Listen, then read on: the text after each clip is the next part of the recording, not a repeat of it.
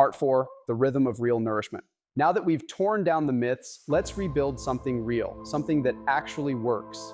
Because eating more isn't about stuffing yourself, it's about strategic abundance.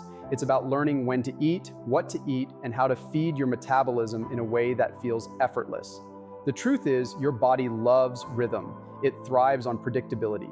When you eat consistently, not skipping, not swinging between starvation and splurge, your metabolism relaxes. Your hormones synchronize. Hunger becomes predictable, not chaotic. That's when fat burning finally feels natural, like exhaling instead of forcing a breath.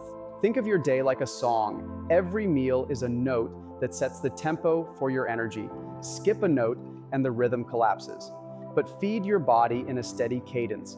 Breakfast, lunch, dinner, maybe a snack, and suddenly your energy hums in harmony. That's the beauty of meal rhythm. It transforms eating from anxiety into music.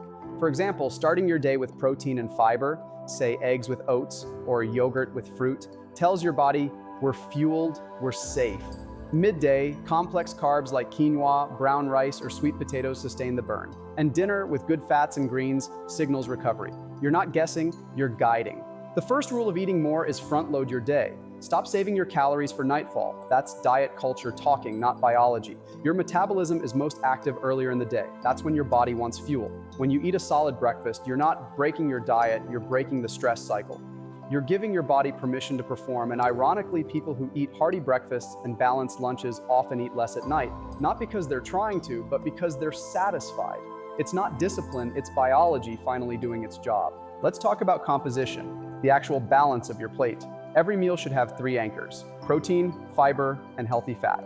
Protein keeps you full and preserves muscle, which is the engine of your metabolism. Fiber slows digestion and keeps blood sugar stable.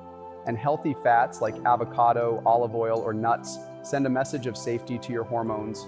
The goal isn't perfection, it's balance. A simple rule: build plates that satisfy, not shrink. Because when you feel nourished, you don't crave chaos. You don't reach for junk at 10 p.m. You're steady, calm, and in control. Not because you forced yourself to be, but because you fed yourself to be. Another truth the industry avoids: calories aren't enemies, they're context. 2 people can eat the same number of calories and have opposite results depending on where those calories come from. 100 calories of candy triggers insulin spikes, crashes, and cravings. 100 calories of almonds, though, they digest slowly, release energy gradually, and stabilize appetite. That's why eating more doesn't mean eating anything. It means trading emptiness for density, swapping processed volume for nutrient weight. You don't need to starve, you need to upgrade your fuel. Now here's where things get interesting. Your metabolism doesn't just react to food, it anticipates it. When you eat regularly, your body starts preparing to digest, absorb, and burn before food even arrives. That's why skipping meals backfires. It confuses that internal rhythm. Your body stops preparing for food and starts hoarding energy instead. But feed it on time, same hours, same patterns, and your metabolism learns to trust the rhythm again. You start feeling hunger as a signal, not a panic. You start eating because your body asks, not because your emotions beg. That's alignment, that's power. Hydration plays its role too. Not just as water, but as part of your eating rhythm. Every process of metabolism, from fat oxidation to nutrient transport, depends on water.